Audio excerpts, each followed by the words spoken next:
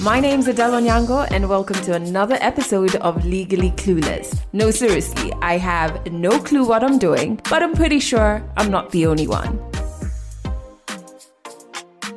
Hey you, welcome to this episode of Legally Clueless. This is what's coming up. And I asked her, but why do you think he lied that you guys never dated? Because it's not like you're dating right now. Why do you think he lied? And she tells me, but Anne, this guy is just like that. That's his nature. What was bringing me there was just to know, is it true that they dated? That's all.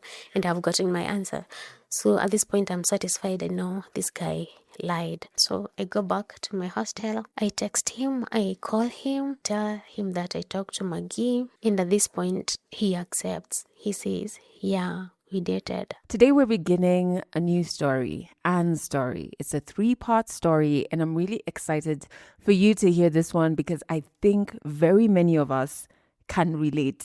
We've been there in our past, or we're currently in the same situation, but we're going to get to that in a bit. Before we do, I have to talk about For Mannerless Women Live.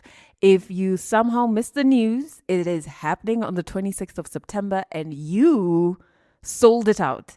Over 100 women are going to be in the room with us, and I genuinely cannot wait. I don't think I've ever counted down to a September before in my life. But there's a first time for everything.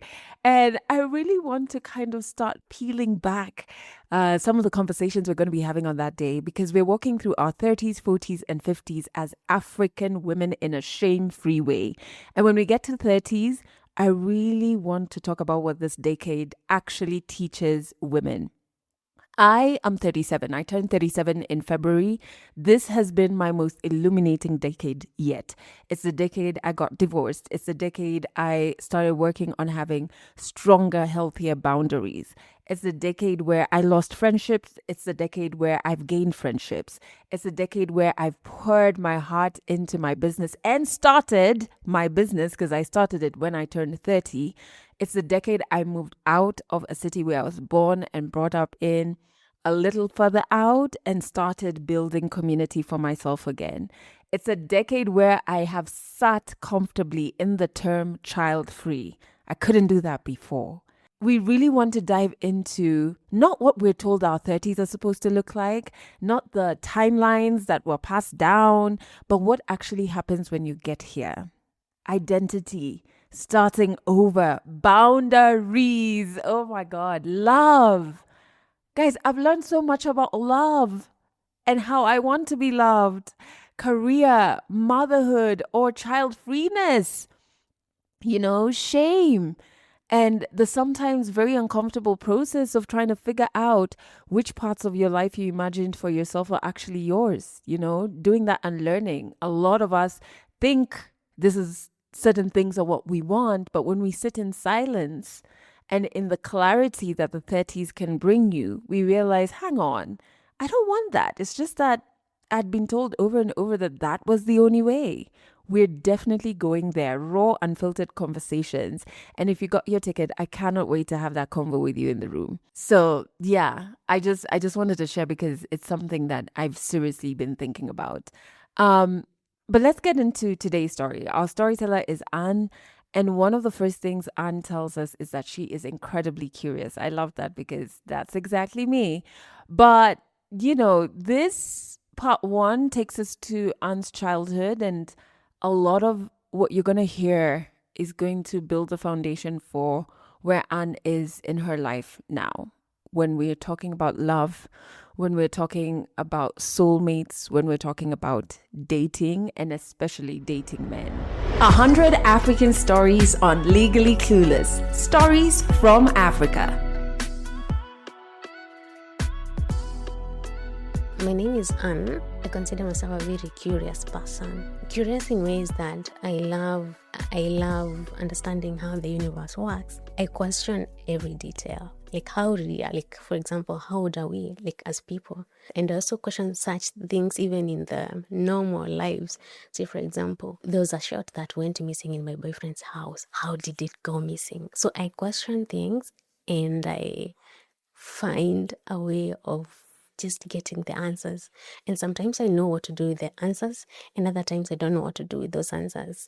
it's overwhelming when you get some of those real facts. So in high school, my friends used to, like, had a nickname. People used to call me Professor because I used to search on the very random things you'd think of.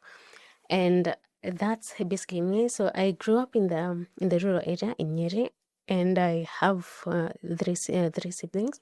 So I'm the firstborn, my sister is the secondborn, and then my twin brothers. So we are a family of four, and we grew up close, and we are friends because even of our age difference. So we have an age difference of between me and our last one, to the twins. So the age difference is almost 4 years. So growing up, we could share a lot. And when they were 3 years old, we lost our, we that's when we lost our mom. So she died. I think I was 7 years old by then. So we lost her, and she was actually giving birth to another set of twins, two girls. So that whole thing and losing my mom, like, really affected me a lot. And also thinking, like, because she was just so young, she was 26 at this point, and it made me feel like, okay, yeah. So she got married when she was very young. She was 17, and then she got me when she was 19, and so by the time she was 26, she was pregnant with her second set of twins, the girls, but three of them died. Yeah, so when we lost her, so we moved to live with my paternal grandparents, and they were very, very good people, very, very kind. And my grandfather was a vet, and he was, I'd say, one of the, if I think of the kindest people I've seen, I would say my grandfather. I don't remember in one moment when I felt bad or when he hurt my feeling, not even once. For all the time that we lived with them, this is from 2003 to 2015 when he passed away. So all that time, I would say he was a very kind man. And my grandma was also very kind, very supportive, and she would give you the most. She was very raw with her advice. She would tell you, don't do this. Don't get, if you get pregnant, be sure you raise the kid on your own. She was very raw with that, and also, like, threatening. Like how grandmas and maybe moms are. But when it comes to such kind of advice, so they say they're very strict, but it comes from a place of love because they want you to be careful. They're wishing you the best. Yeah, so we grew up with my grandparents, and at some point, when I was saying, I think class 7, so we moved to a boarding school. And when we moved to this boarding school, we moved, like, the four of us, and it was not as hard. Like how you see other children, maybe someone is just alone, so they get homesick. So for us, it was actually fun because we were just four of us. We in the same school, boarding school. So, but as a first parent, so I had to take care of my little brothers. So I would wash their clothes, just ensuring that they're, like, they're fine. Checking on them, like, every evening when the classes are done, and it was really good. And at some point later in life, my dad remarried. So he married this lady who had two sons. One of them was older than me, say by 2 years. So the other one, I was older than him by a month, I think. So we are more of age mates. And so he remarried him, and then now we moved in with. So now we were living. No, we moved from my grandparents' place, and now we were living as a blended family again. And my experience there was quite strange, I would say, or difficult, because I mean, like, growing with my grandma, we didn't have, like, someone monitoring on us, like, do this, do that. See, for example, when you're going to church, we didn't have someone choosing your clothes, telling you this is what you should wear. We always had that freedom. So we do things as you want. So now we in this family, there's a mom, and now she tells you, you don't put on this clothes on certain events. Then they're wondering, but why? for us, we have lived to know, like, you just put on whatever you want. If you want to go to church in a short, do it. You want to put on that white dress and just go play outside, just do it. It's your dress. So that's, for that reason, I was like, no, I don't really like how this is getting, like, I'm feeling controlled and I don't like it. But you know how kids can be. But of course, sometimes you need guidance. But it was quite difficult even for me to accept that kind of guidance. Remember, this time I'm 12. I'm just, I'm not, I understand things here and there. And then when we're living with this lady and the two, actually, we were just living with one of his son. The other son was living with his grandparents. So, and my dad was not living with us at that moment. He used to come and visit and then goes, maybe would come over the weekend, spend some time, and then he goes back. This lady was very bitter with my dad. For context, my dad used to drink a lot. He just stopped drinking like 2 years ago, but he used to drink a lot. And now that I'm older, I understand how that can affect like marriage, because it also affects how you're providing. Maybe you drink a lot, you forget that you should be providing. You have limited resources, but you still want to drink. This affects your family and how, like, the expectation they have. So for some reason, this lady was very bitter with my dad. So I remember one moment when she said that she wished that my mom was alive and my dad is the one who died. So I I I I was so hurt. I couldn't imagine, like, she said that. Like, for me, for years since I was 7, I had been mourning the loss of my mom a lot. So I knew death was a bad thing. So even if someone was, you think they're not kind, you think they're not doing what they should be doing, I felt like you can't say something like that. You can't wish someone was dead. And even if I wish my mom was alive, like, I mean, I always wished that she was there. But then you can't exchange it by saying my dad should be the one who died. But then she says this from a place of, you see, your dad is not providing. I think women provide better. If your mom was here, you guys would have been, you guys would have someone to take care of you, like, constantly. And I know I was a kid, but I got thinking, but you're not responsible for us. Like, really, you have a choice. You don't have to be here and take care of us. You can just go. Like, you can go. Because I don't see, it's not your responsibility to take care of us. So I was wondering, like, why is she like so bitter? And then I also used to, no, later when I was like 15, 16, I used to feel bad for her because the two sons she had were from two different dads. Then I start questioning, because I said I'm very curious. I start, like, wanting to understand, like, what's wrong? Why are you so bitter with my dad? Because later, like, she didn't even stay for long. They separated after like a year. So after now they were separated, I started feeling so bad for her and questioning, like, why would you? So does this mean you were married 3 times and they all failed?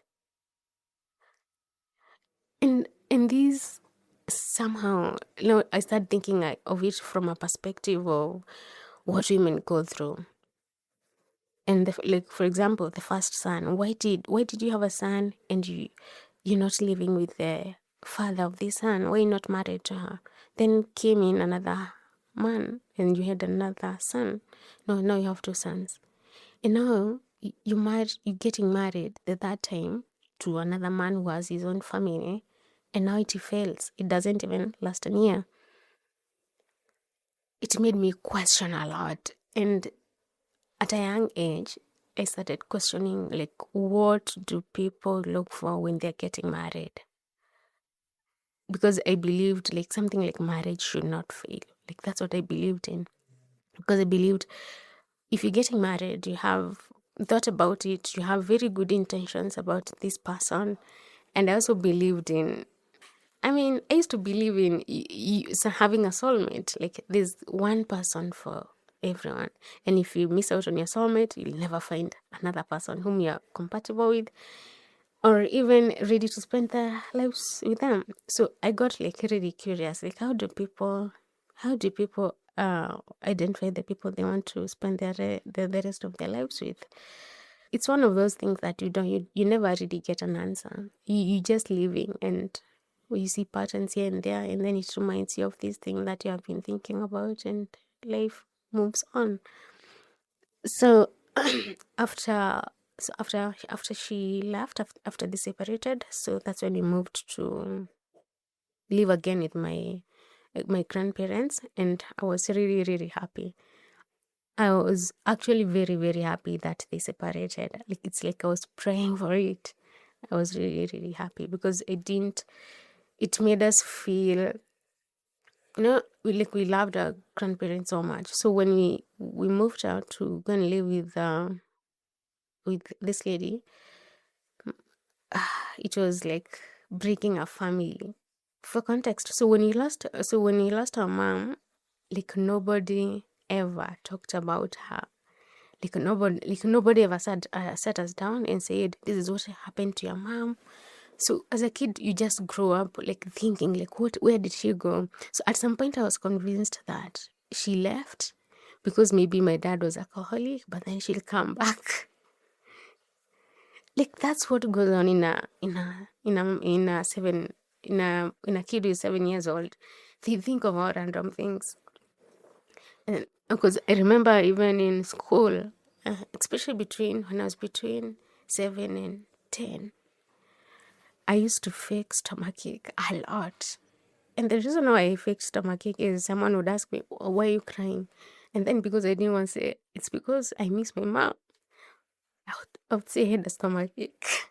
I would fake a stomachache, and then until it was like real, like they knew, oh, Anne has stomachache problems. But then I thank God, like no one ever took it like seriously. Now I went to the hospital, they need to diagnose. No, they just give me painkillers. And then they used, I don't know why my grandma thought that the actors, I think that those pinkish tablets, the actors, they are antacids. But every time I faked a stomachache, she gave me them. But then I was like, I don't mind. They're sweet anyway, and they're not like extreme like painkillers or what. So I used to I had so many actors as a kid because I was faking stomachache in school, at home, because these are conversations that people didn't have around us. Even when I went now to high school, no, I got a scholarship and went to, I'd say it was a very good girls' school. Yeah, I got a scholarship, so everyone in that school is sponsored. So the things there are done in a very intentional manner.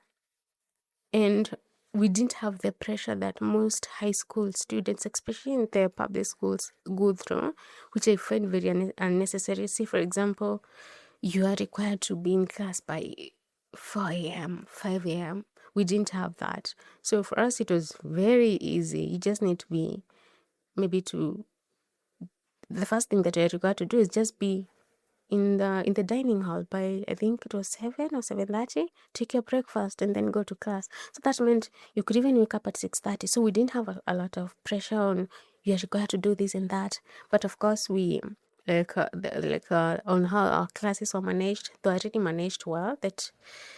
And also there was a balance between study time, your free time, you need doing other things that you love. So I had a lot of free time, just to say, and I found myself loving the library.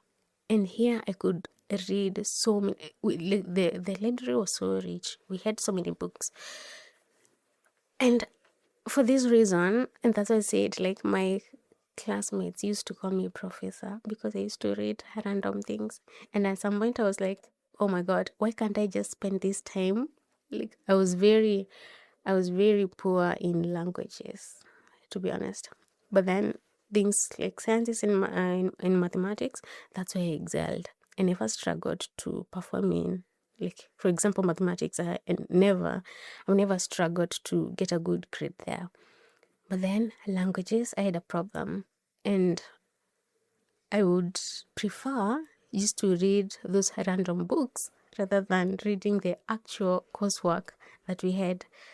So there was this one time now I found another book about explaining like what happens to people when they die. And at that moment I knew this is the book that I really need to understand, because I always wondered like, now what happened to my mom. I remember in 2012 I was like, now my mom she'll be dead like for 10 years now next year. And now I wanted to know like what really happened to her, like what happened to her body. And I know these are conversations that most people don't like talking about, especially, but I think it comes, especially when you have not lost someone. You would think understanding like what happens to your body when you die is something weird. But if you lose someone so close, you want to understand even those concepts. Like what really happens to their body, what happens to their soul. Are they really there? Like, is the heaven real? So you have so many questions. So I had this book, it explains like physically like what happens to your body. I read it, I understand a lot of stuff. And then because it's a lot of information, I can't just keep it to myself. Now I go to my best friend and I share this information that she didn't ask for, and now she's traumatized and she's asking me, Anne, why did you even share this information with me? I'm like, yo, you don't want to understand? And then she's like, no, the next time you're giving me such kind of information, just ask me if I want to hear about it. But then now she keeps asking me more questions about it. And I tell her, let's go to the library and search more.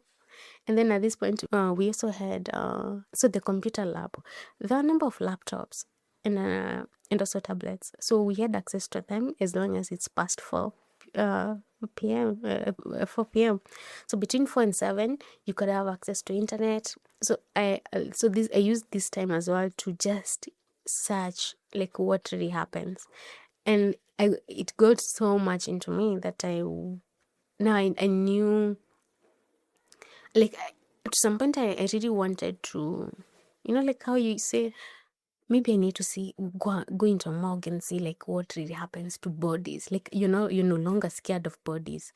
You're no longer scared. And all this is triggered by just wanting to know what really happened to my mom. Yeah, so we go through high school, it's done, and we do our KCC. The next year, 2015, now we join uni. We go to uni. So when we were choosing the courses that we wanted, I really wanted to do an engineering course, because I was like, my best subjects in high school were mathematics, physics, chemistry. Surprisingly, by the time I was in Form 4, I was good in English. Like, not really good, but it was among the top. So I had performed well. So I knew that I wanted to do a course in engineering. So we do this application, like the first route, I don't get it. So I wanted to do civil engineering. So I miss it out. And now I was so confused, like, what do I do next? So the next thing that I do is, I imagine, let me just do a course in, like, just do pure physics. And one interesting thing about my dad is that he's very supportive. So when I told him that I want to do pure physics, he was like, yeah, that's all right. You just do pure physics. You know what happens after that? You can do a master's and go back to the university and teach engineers. So like, okay, I love that. I'm not an engineer, but I'll teach engineers. Okay, I like it. I can take it. So I applied and I got the course. So I go to uni and I do my degree in physics and I enjoy it. So while there, all this time, so for example, in high school, I never had a boyfriend. I was just focused on studying, things that excite me other than boyfriends, books, like random stuff. I was not like, I was not fascinated by, like having a boyfriend. I didn't quite like get it. It didn't excite me. So in uni, I'm kind of the same, but then I also have this fantasy in my mind. This fantasy that one day I'll find my soulmate and we'll live a life that is only described in books and movies, and I believe it. Like, I really believe it. And I remember, like, in our course, you were just 3 ladies. Like with most science and tech related courses, you find, I don't know why, but sometimes you find that the number of ladies are few. So we were just three. So by default, we had to be friends. Because what do you mean we can't be friends? So we had to be friends, the three of us. So even at some point, so we even living in the same, like in the same hostel. So we became friends, and we would share stuff. So one of the ladies had a boyfriend, a very serious boyfriend, I'd say. The other one was not. We were just like the same. We don't have boyfriends. We just there. And I remember telling them, like, this is the kind of a boyfriend I want to have. Like when you're describing to girls and you're telling them, oh, I want a very masculine man. I mean, for me, I'm petite. I'm 5'0", but my sister insists that I'm 14, which is a lie. I'm 5'0". And also, like, I've always been between so I mean, since I was 20, I've always been between 46 kgs, and sometimes 50, which I hit recently. Like my heaviest has been a 54, 55. So as a man petite, so I used to fantasize about, oh, I want a very masculine guy, a guy who works out, blah blah blah, beard, things, and then I would just mention random stuff, and my friends would be, okay, let's wait and see who you'll get, and then I'm like, yeah, just wait and see. So when we were in second year, we were doing this unit, calculus 1, and I don't know what happened with the institution, because we were sharing this unit with the dear students of statistics. So I think they had missed it. So we were doing this unit as second years, so students doing statistics, pure mathematics, pure physics, and now the dear students doing taking statistics. So in class, you would realize like the ideas, they have taken up a section. That's where they stay, and then the rest of us, who are now the majority, we take the rest of the room. So then there was this guy in that year. Every time the lecturer asked a question, he would respond. Not in ways that he's trying to be noticed, no. He's responding because he knows the answer. And actually, maybe there's no any other hand raised in the room. It's only him. And I thought, oh my God, that guy is like, he's so smart. And I find this unit quite difficult anyway. But how come he knows all these answers? And it's it's the beginning of a semester, and all of you are new to this unit. And you're like, how did you get to grasp all this?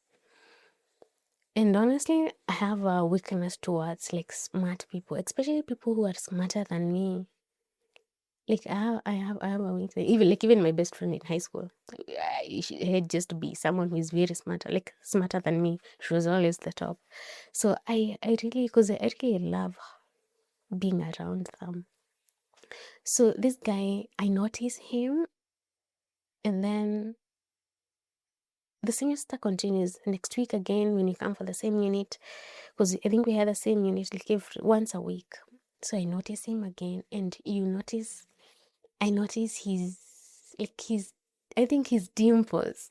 I think he was like, to me, it was very, like, he was very, very, very attractive.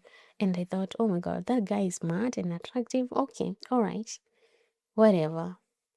And then I let it slide. And then I got so obsessed. I remember one time he's in class, and I take a random picture of him. And when you go back to the hostel, I show my roommate, and tell her, this is the guy. You see, and I have a picture of him. And then she's like, Ian, you're overdoing. This guy doesn't even know you. And I was like, it's just a matter of time. You wait and see. So we go to church.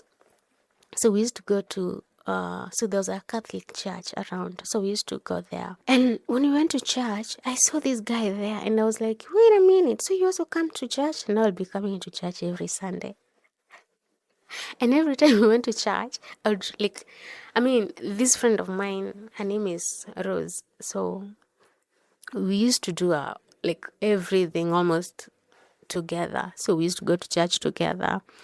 And when we went to church, and I would tell her that's the guy. Can you see him? And then she would go like, Anne, can you just focus? Do you know you're sinning in church? And then I was like, okay, okay, okay. I'm sorry. Let me just focus. But if God didn't want me to do this, he wouldn't allow me to like him. And then we continue. And I remember one time this guy was seated next to a lady and he was wearing a white shirt and it looked well ironed. And I thought, oh my God. And now I was jealous. And now I was creating scenarios in my head.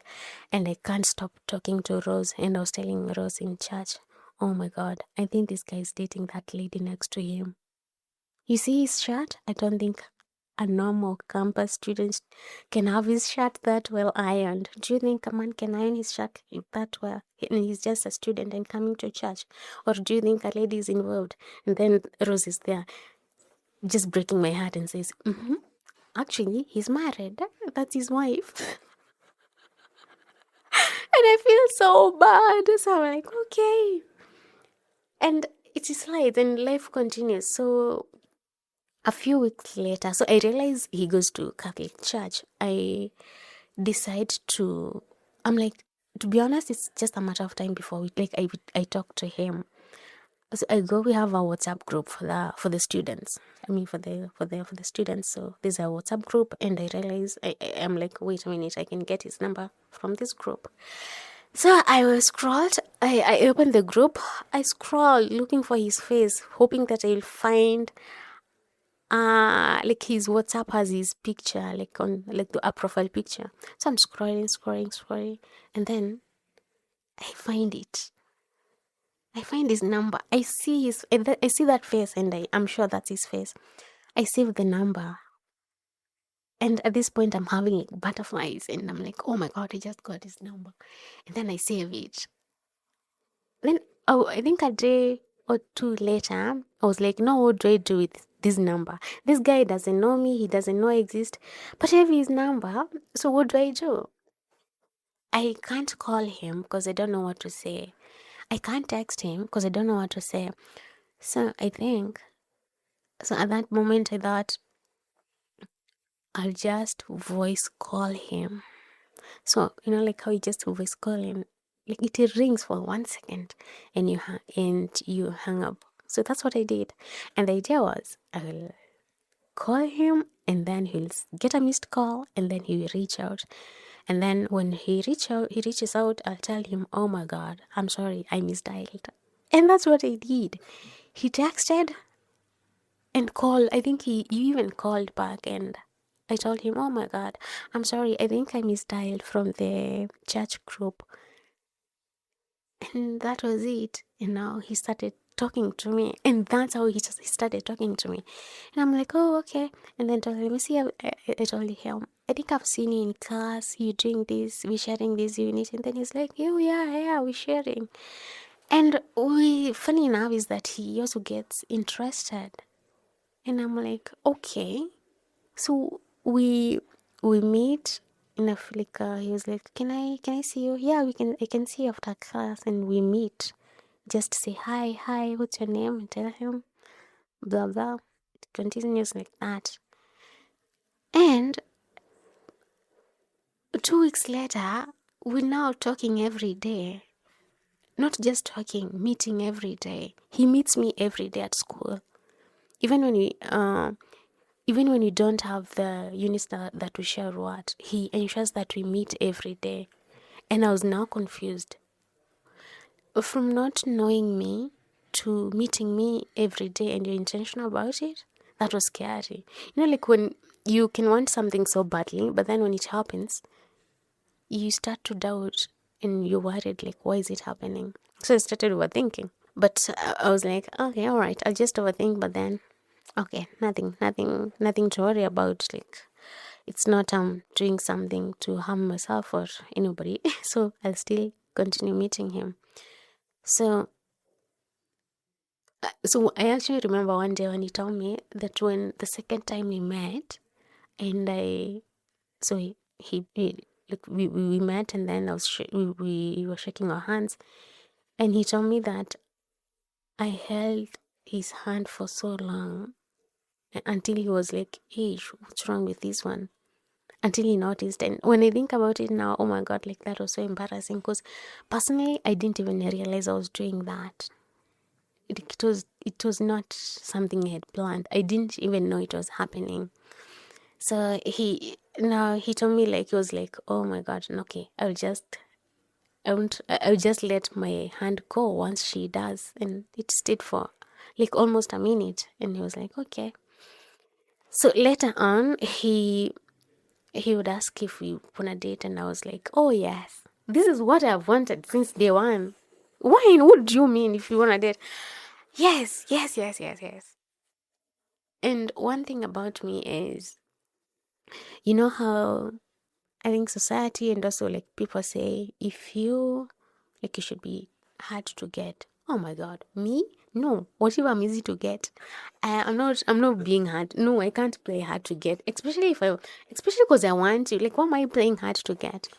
Yeah, and also, if I don't really like someone, I can't lie to them. I can't give you false hope, like, oh, I'm just playing hard to get, you can get me. No, I can't do that. So I'm very straightforward. I don't want it, I don't want it. I want it, oh yes, I want it 100%. I'll make it easy for you.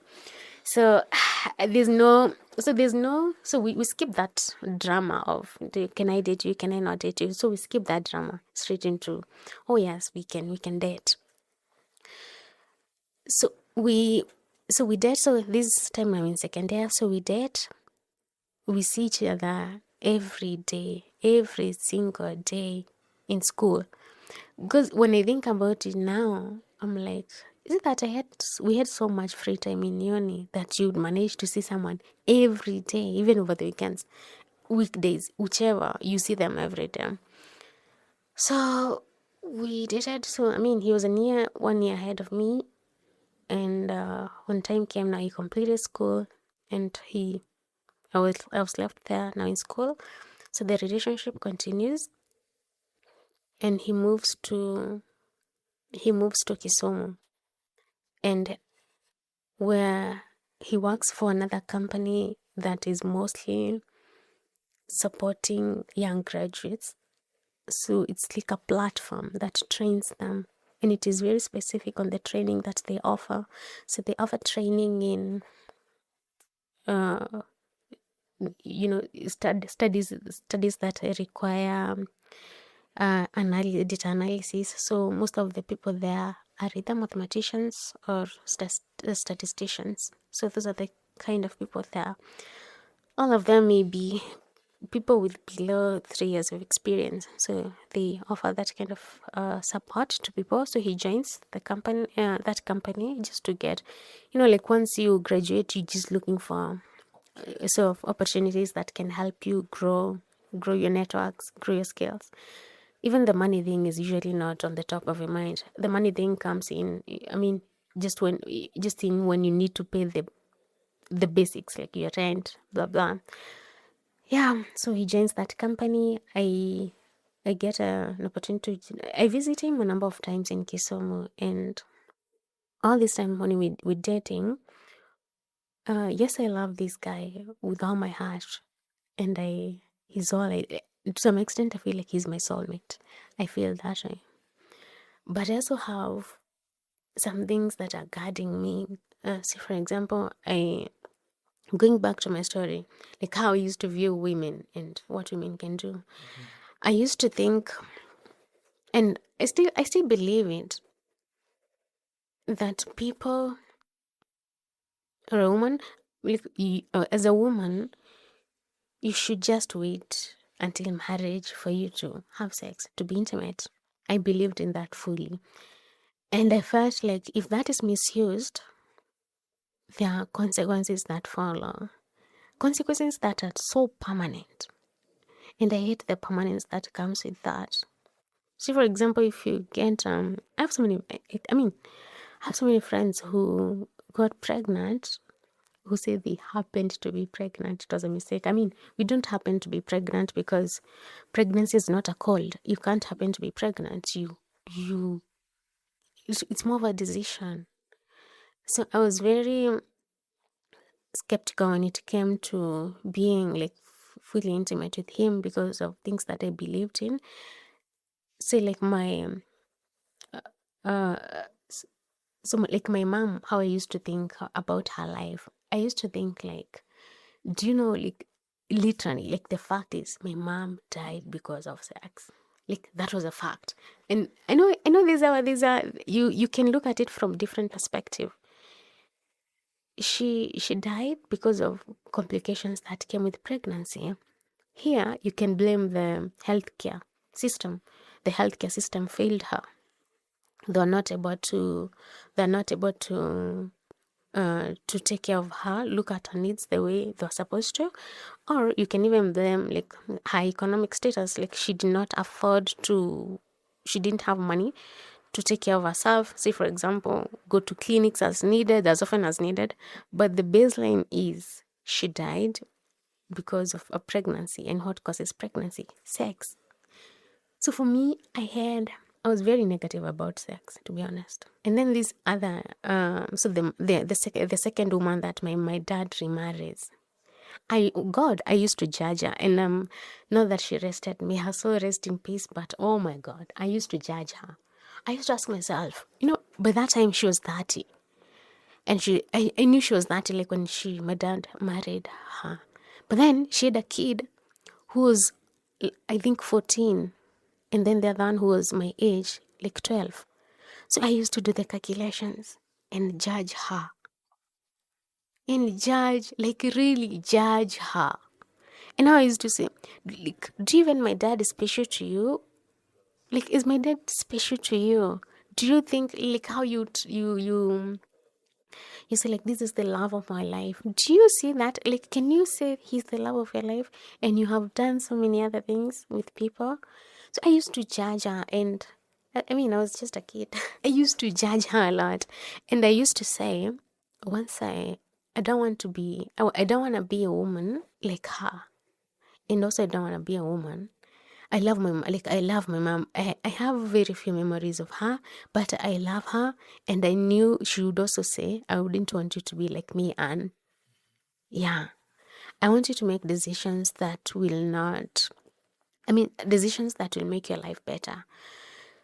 So, having all these, and also like my grandma would tell us, just know if you get pregnant, you raise that kid.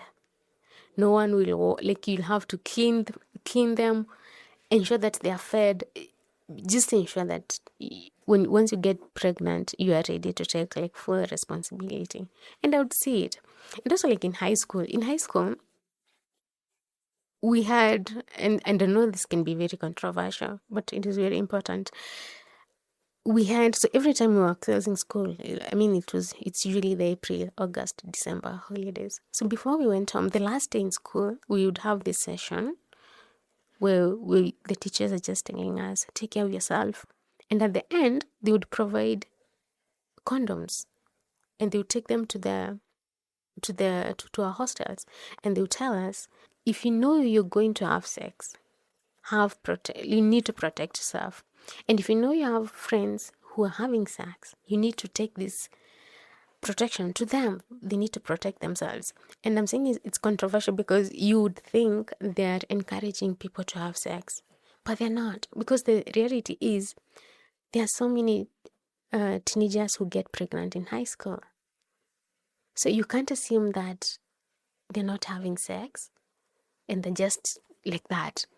You educate them, you inform them, you share this information with them, why they should actually abstain. You encourage them to. But because there are some who will not, then what do you do about them? Do you just ignore them? No. You try and be there for them, and now provide, like now they're providing the CDs, so they would provide that. So now later, like for me, I would go and think about it. Like, why would someone just decide to have sex? And now I start doing my research again.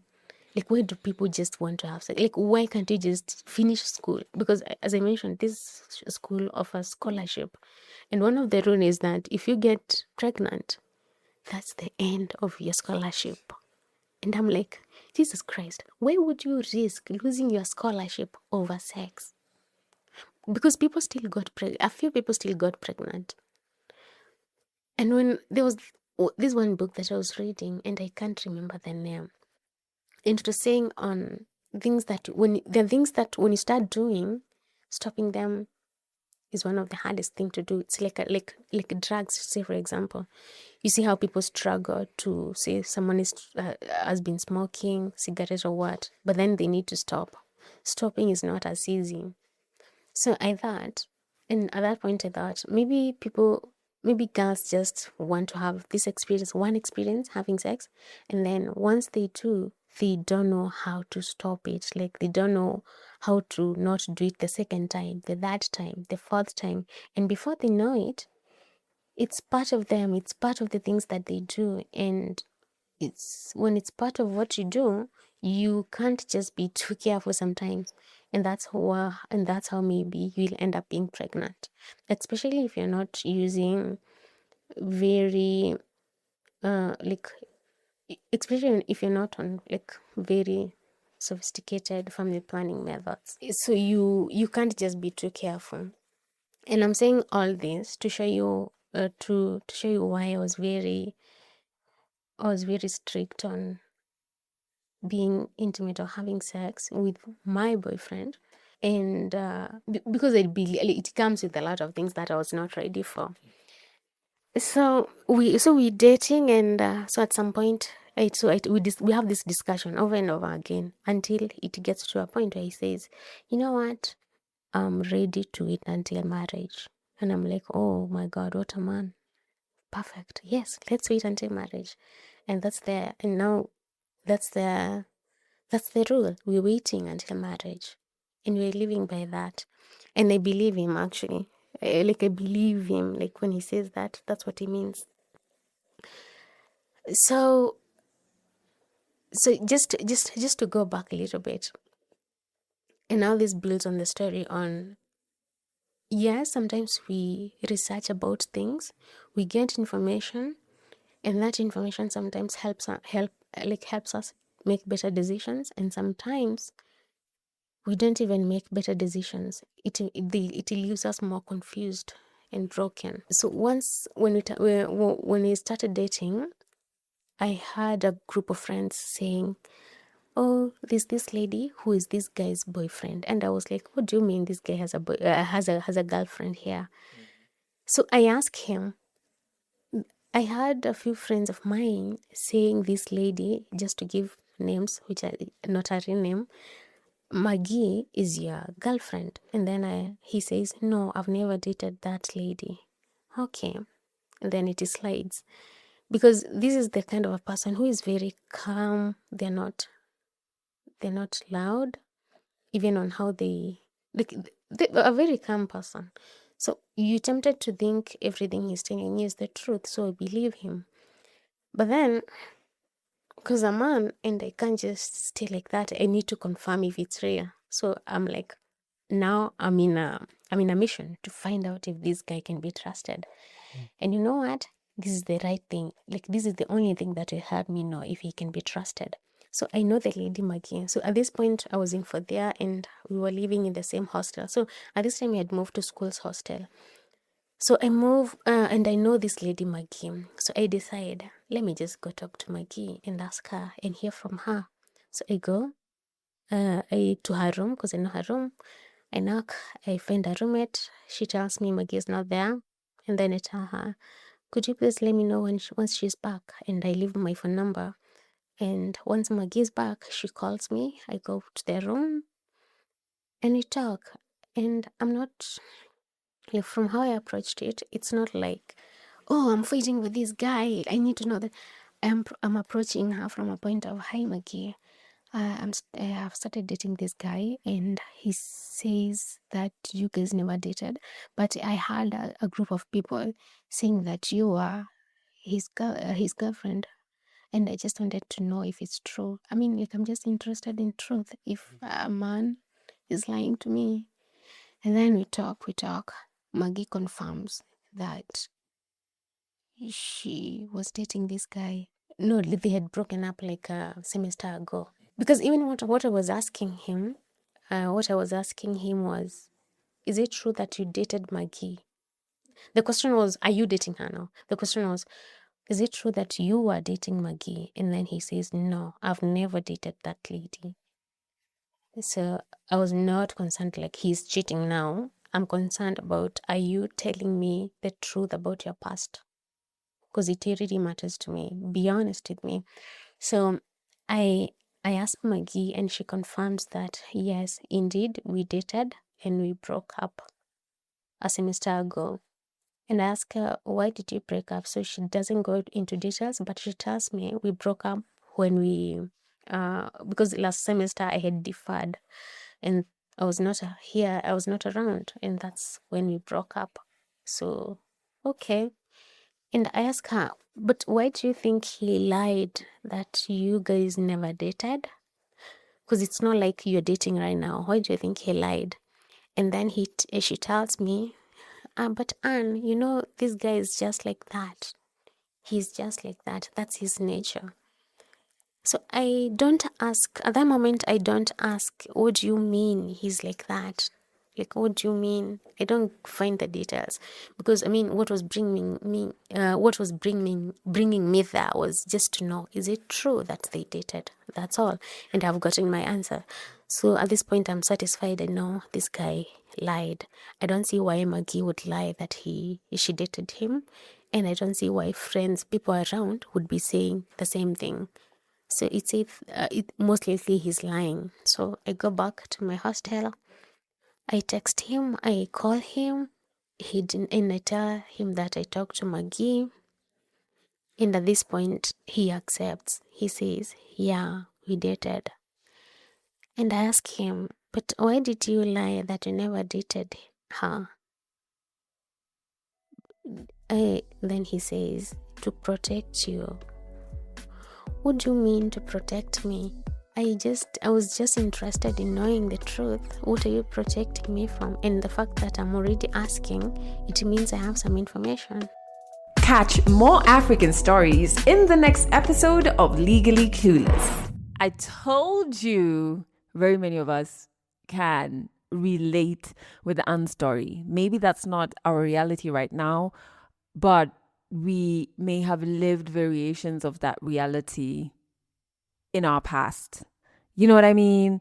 And I kind of really like that this first part of Anne's story highlights that we don't get into relationships as blank slates. We arrive with everything. We arrive with our childhoods, our losses, what relationships we watched growing up. We arrive with warnings that people have given us, our fears. We arrive with the complexities of the women we want to be and the kind of women we told ourselves would never be, but then there's love. Hey! So many things, so many things. And we still have part 2 and part 3 to go. So make sure you subscribe to this podcast wherever you're listening to it on so that you don't miss out on those parts. But I do want to leave you with a question that has come to my mind while listening to Anne's story. And you can answer it in the comment section wherever you're listening to this on. What belief about love did you learn early in life that you're only now beginning to question? I can go first. I have an answer. I think early on in life, I learned, especially for women, that when you get into a relationship, it is love for you to abandon yourself, for you to abandon your ambition, and for you to abandon your dreams, your desires, and who you are, and then fully focus on your partners.